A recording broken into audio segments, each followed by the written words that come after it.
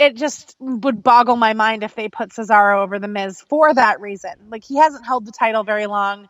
You know, the last champion was literally 24 hours. Like, what are you doing? And then Kevin Owens didn't even hold it that long either. So it would also just be so nice to see The Miz actually doing something other than Miz TV. Yeah, for sure. I absolutely love The Miz, and I know that's an unpopular opinion because a lot of people are so put off and so annoyed by him. But the reason I like The Miz so much is because he is a wrestling fan. Yeah, I mean, if you ever watched The Real World, you knew that. Yeah, and like the thing with The Miz that's so special is he is basically a wrestling fan who made his dreams of becoming this super heel, like, bad wrestler man. Bleh. Like, he became the character that he fucking set out to create. And he's so good at pissing people off. Like, you need to work with that. You need to let him do that work because that's when The Miz is at his best. So I honestly think that it would be foolish to take that title off of him right now. I have to agree. I'm going to say The Miz going over for sure. I've got The Miz on this one. Just like for the title duration thing, I think Cesaro came back and it's too early for him to pick up anything. But I see this being something where they will end up, feuding for this, and it's going to be so beautiful. So I've got The Miz on this one, and it's probably just going to escalate into something so totally awesome. Yeah, I want to see Cesaro and The Miz in a ladder match. I'm gonna call it right now. But there's no way other than that for me. Dean Ambrose and Chris Jericho. The fans win. Everybody but Mary Kate wins because Mary Kate can't choose. She loves them both. I love both of them very, very much. But Ambrose needs this. He's been shit on so fucking much for like the longest time. He does need this. And it would probably be in Jericho's best interest to put him over this time. Yeah. I'm nervous over the fact with what they're doing with Ambrose. Yeah. For the simple fact is the guy is a main event contender. He really is. Like, he's very over with the crowd. That in and of itself is a big deal now. Especially when, the guys that you want over couldn't get over a barrel on fucking Niagara. Okay? Like, they just can't. It's true. See Reigns, see Cena, nobody fucking cares. With Ambrose, he's kind of like that. He's almost like the Deadpool of the WWE. It's so true. Oh my god. Where he's like this like anti-hero that everybody absolutely adores. And then you have Chris Jericho, who everybody like wants to love because he's done everything. But he's such a grating heel that it's easy to hate him. And I say he's a grating heel, but I absolutely have a long-standing love affair with heel Jericho. You'd be hard-pressed to find somebody who's better at being a dick. And he owns that role so well. And I personally am very excited seeing this match because Ambrose and Jericho work very well together. I imagine that is going to be a knockdown, drag-out fight. It's going to be a great match. Or it has potential to be a great match. And I honestly feel if they put Jericho over, that it is a terrible decision. Because Jericho needs that like a hole in the head. I mean, we don't know what's going to go on with him as far as like if he's going to be heading out to do his Fozzy stuff or if he's sticking around. It's kind of touch and go, but yeah. I honestly think Ambrose needs this. They need to give it to Ambrose, and if they don't, then they're going to damage him. Oh, yeah. Oh, for sure. Like, he's already at risk of people not taking him seriously. And it sucks to even think about because Ambrose is such a great talent. And he is a workhorse. Like, that guy, man, like, he does it for the wrestling. He does it for the love of the business. And that sort of genuineness and that sort of like vibe is so refreshing. And he just desperately needs that win. And it would just be foolish to put Jericho over, because you put Jericho over at WrestleMania, which was a really weird. Yeah, it felt like it wasn't right, and not just because he's been putting the younger talent over, but because like you overhype this stuff and you're expecting something different. Like maybe if Jericho had like full on drag out, knockdown, cheated, but no. Yeah. No, I mean, he went over so clean. Fucking weird. I mean, granted, the payoff the next night was interesting with AJ becoming #1 contender. Yeah. But like, it was just still very, very odd to see Jericho go over at Mania, because he doesn't need it. The win at Mania is not doing jack fucking squat for his career. He doesn't need to. He's Chris fucking Jericho. Basically, yeah. But yeah, I'm going with Ambrose to go over, because if not, it's foolish. The match of the night in my house, we're looking at Sami Zayn and Kevin Owens. My non-wrestling watching roommate, John, is in love with Sami Zayn and his glorious ginger beard. But let's be real, who wouldn't be? John is actually watching the pay-per-view with me because he wants to see Sami Zayn. That's adorable. It's really great. Like, he absolutely loves Sami. He also enjoys Roman Reigns, too, which is interesting to me. But his two picks are Ambrose and Zayn, which I'm like, high five. I'ma hug you. You got this shit on lock. Like, you know what you're talking about. Yeah. John's input is, if Sami Zayn doesn't win, he's going to be pissed as fuck. Which I think is adorable. But if Zayn doesn't win, I think that there's going to be riots.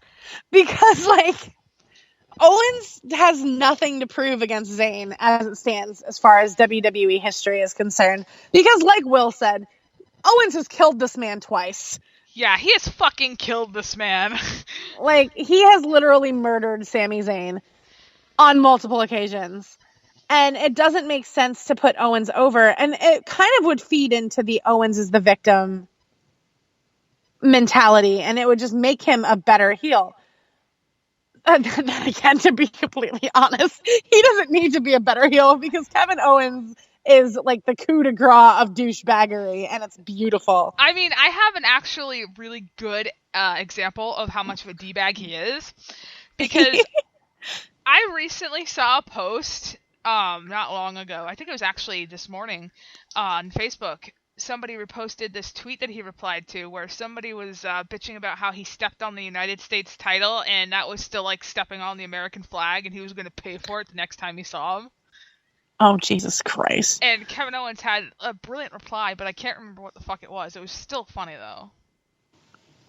But as far as like the match goes, if Zayn doesn't win, it just makes him look like the Kevin Owens damn it doll, and he can't keep doing that as a character, because it's stupid.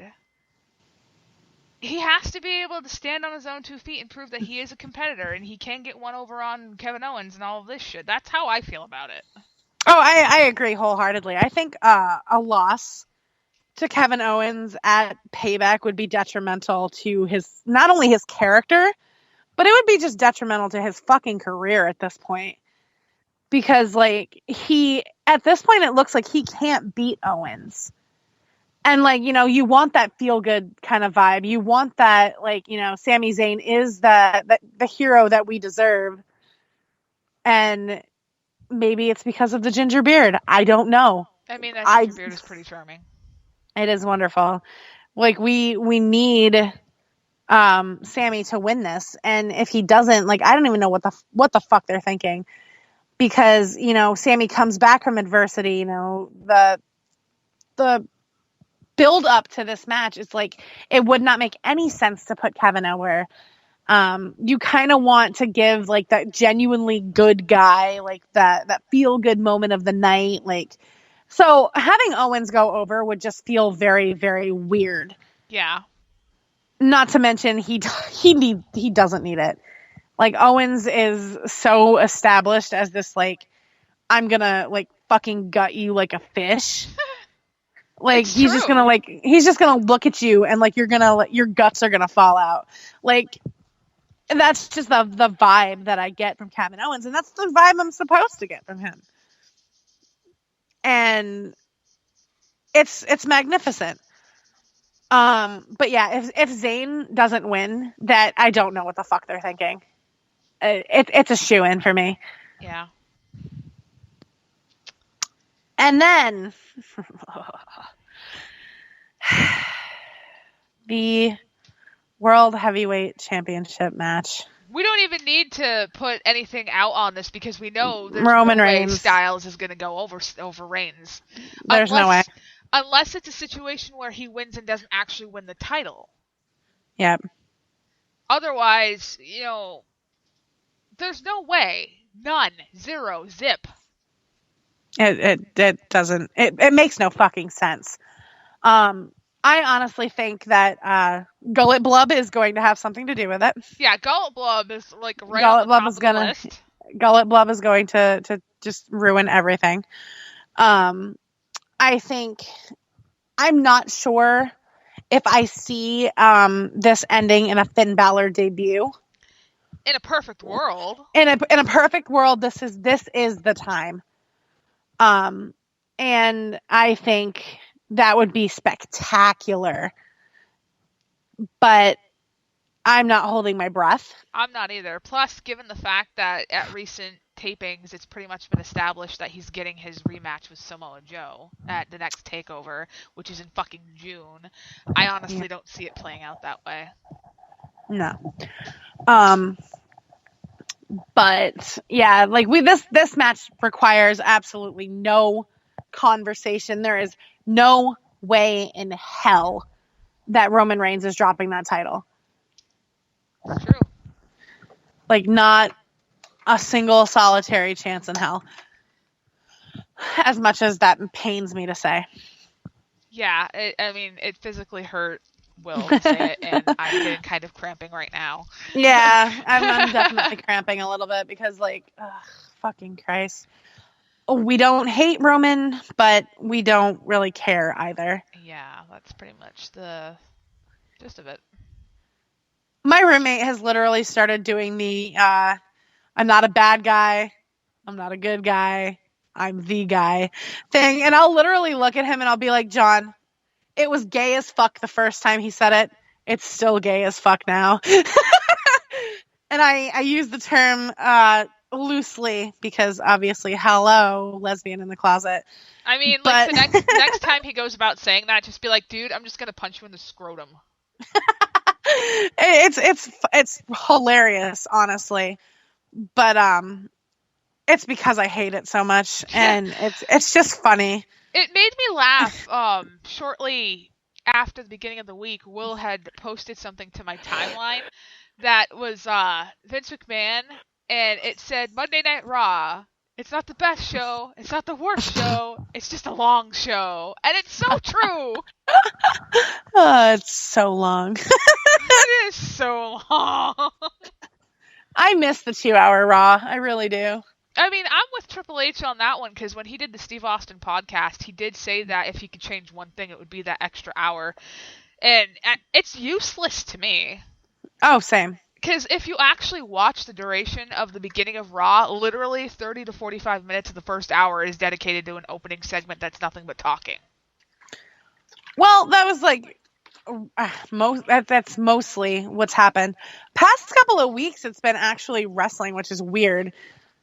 But thank you for the writing, quote Shane McMahon, for that.